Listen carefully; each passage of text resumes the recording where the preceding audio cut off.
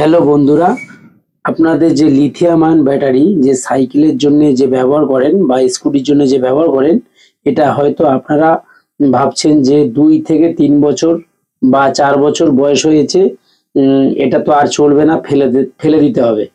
এটা একদমই করবেন না। ফেলে দেওয়ার আগে অন্তত কোনো এক মিস্ত্রির কাছে নিয়ে যান, যে এই ব্যাটারি সম্বন্ধে অভিজ্ঞতা বা অভিজ্ঞ আছে, তার কাছে নিয়ে যান। সে যদি বলে যে হ্যাঁ ফেলে দেন, তাহলে ফেলে দেবেন।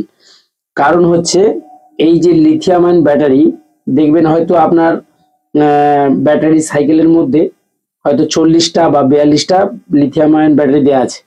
তার মধ্যে দেখা গেল 30টাই ভালো আছে, আর বাদ বাকি 14-15টা হয়তো খারাপ আছে। কিন্তু ওই 14-15টা যদি আপনি পাল্টে দিয়ে নতুন দিতে পারেন, তখন দেখবেন ওই ব্যাটারিটা আবার নতুনের মতন হয়ে যাবে। তাহলে আপনাদের ফেলে দেওয়া পুরোটাই লস হয়ে যাবে।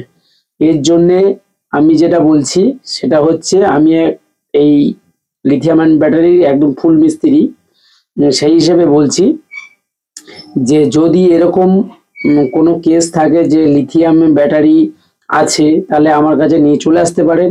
আমি তাহলে রিপেয়ারিং করে দেব। হুম আপনাদের সামনেই দেবো, আপনি বসে থাকবেন, সেই অবস্থায় করে দেবো। তবে যখন আসবেন আমাকে ফোন করে আসবেন। আমার জায়গাটা হচ্ছে সোনারপুর। সোনারপুর 4 নম্বর প্ল্যাটফর্মের পিছনে, মাত্র পায়ে হেঁটে 2 মিনিট।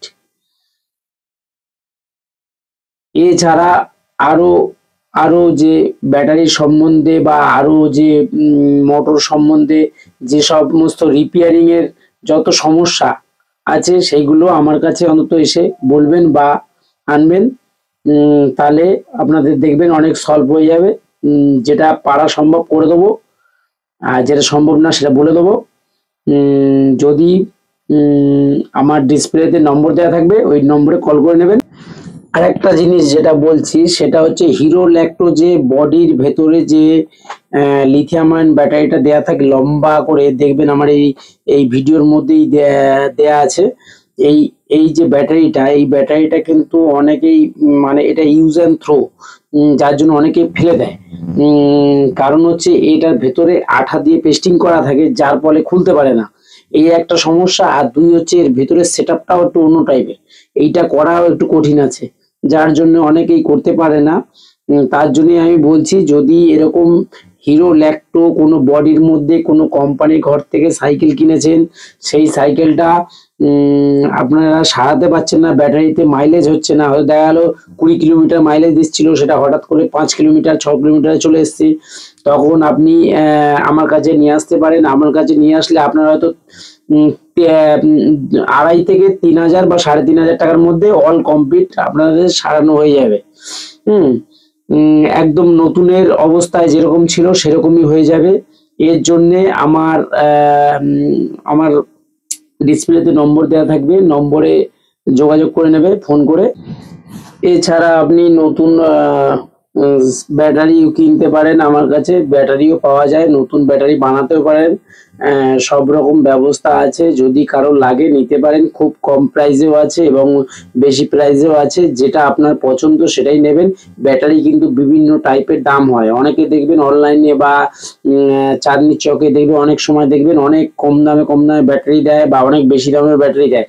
আপনাদের ব্যাটারি কিন্তু বিভিন্ন টাইপের হয়, আপনারা কিন্তু বোকা হয়ে যাবেন। সেই জন্য আপনি দেখে শুনে ব্যাটারিগুলো ক্রয় করবেন। করলে তাহলে আপনার মাইলেজটা অনেক হবে, প্লাস টেকসইটা বেশি হবে। আর ব্যাটারির দামটা ডিফারেন্স করে টেকসইয়ের উপর, মানে আপনার যদি 1 বছর যায় ব্যাটারি, সেটা কিন্তু কিলোমিটার একই থাকবে, তখন দেখবেন একরকম। আবার 2 বছর যখন যাবে, তখন হচ্ছে আর একরকম, তখন আবার দামের ফেরাটা একটু বেশি হবে। এগুলো আপনারা বুঝতে পারবেন না, এগুলো একমাত্র মিস্ত্রি বুঝতে পারে। যদি এরকম কোনো ব্যাটারি দরকার পড়ে, আমার সঙ্গে যোগাযোগ করে নেবে, তাহলে ব্যাটারিও পেয়ে যাবে নতুন এবং পুরনো, সব রকমই ব্যাটারি আমার কাছে থাকে, এবং মোটরও সব রকম থাকে। যা যা লাগবে মোটামুটি আমাকে সবই পাওয়া যায়, আর ফুল রিপেয়ারিং সেটআপটাই আমি নিজে তৈরি করি।